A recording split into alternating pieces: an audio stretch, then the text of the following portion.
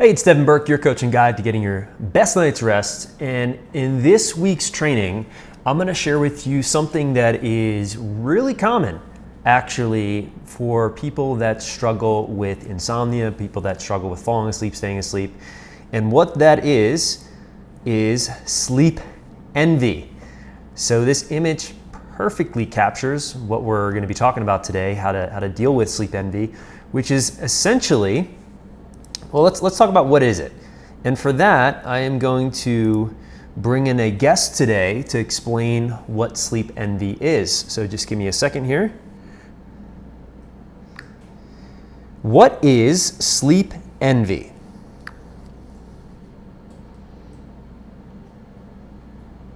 Sleep envy refers to the feeling of jealousy or desire that one might feel towards another person who seems to be able to sleep well, especially when one is struggling with their own sleep issues. It can happen when someone has difficulty falling asleep or staying asleep and notices others sleeping easily or talking about getting good rest, which can heighten their own frustrations with sleep. Thank you for that.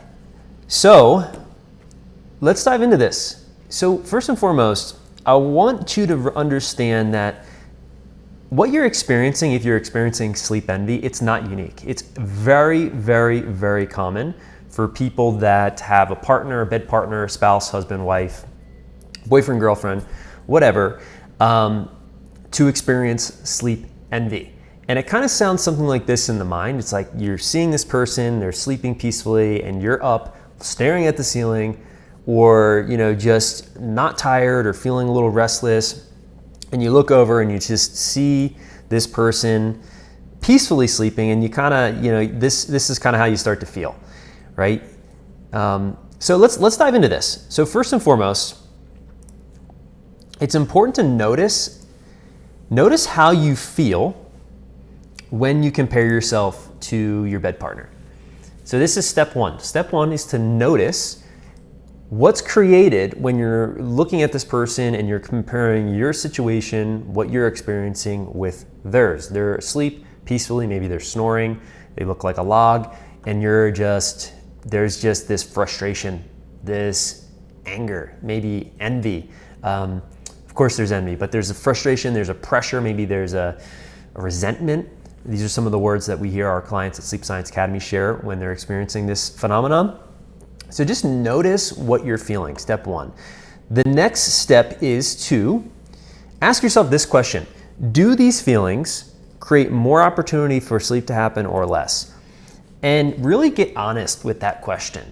And if you're honest with that question, 9 times out of 10, it's going to create less opportunity for sleep to happen for you. So if you're in the state of comparing yourself, frustration, resentment towards probably someone you actually care about, it's going to activate your body more, making it more difficult for sleep to happen. And that's a really important thing to see very clearly, because it helps to unravel this whole thing. The next thing you can do is you can actually shift to see this as evidence of possibility for you. So you kind of just flip it on its head. So rather than seeing this person and having it activate this resentment or this frustration that's then going to make it more difficult for sleep to happen, you can actually see this person and say, well, if it's possible for them, then it's possible for me. And I know that might not feel true, but trust me when I say it is. And I know that from working with thousands of people over the last really 7 years that have the most challenge with sleep. The next thing, just a little piece of action or advice that you could do, is actually something that my good friend Ben Azadi talks about a lot, and it is to take some vitamin, what he calls vitamin G. And you may have heard about vitamin G, you may have not, but it's available to us all, and the good news is it's completely free. And what vitamin G is actually stands for gratitude. And so again, if you can look at this person and really start to develop a sense of gratitude, generate a sense of gratitude versus frustration or resentment or anger or whatever emotions actually come up for you when you're having this phenomenon of sleep envy happen. And you can start to see that clearly, see what that creates, and then start to do a shift to connect to, wow, I'm so grateful that I have this amazing bed partner and that they are sleeping. How much more difficult would it be if we were both up staring at the ceiling, tossing and turning, So really connect to, you can kind of flip it on its head and connect to gratitude. Now this can be a tall order for some people, but it is possible. And again, if you practice taking vitamin G, it becomes easier and easier to connect to it and to take it. The next thing I want to suggest here is you actually shift your focus to what is in your control. And this is a really important thing to connect to, is realize, well, there's not a lot that's in your control. Sleep is definitely not in your control. What is in your control is what you make it mean. So what you make it mean that your bed partner's sleeping and you're not. What's in your control is how you respond. Again, you can shift to gratitude, or you can stay stuck in frustration and anger and sort of resentment. That's a decision. But really focusing on how you respond.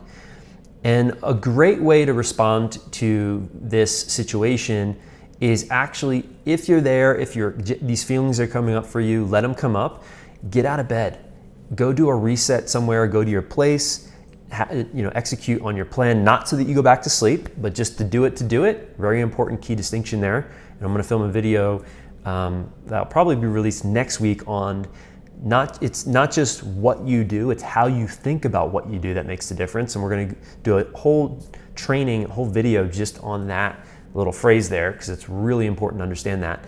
But really, again, focusing on what's in your control versus out of your control. And that can be very empowering, and it can really help generate a sense of letting go, of surrender, to then, again, create the opportunity for sleep to happen. So I'd love to know in the comments below, what do you do when you experience sleep envy? What are some tools, strategies? Was any of this helpful? I'd love to hear your comments in the comment section below. Give me a thumbs up, subscribe if you're new to the channel. Share this with somebody that needs to hear it. Maybe a friend or a family member has even in passing has told you, I'm so frustrated when I look over and John is asleep and I'm up. Share this with that person. And I'll see you in the next training. Thanks a lot.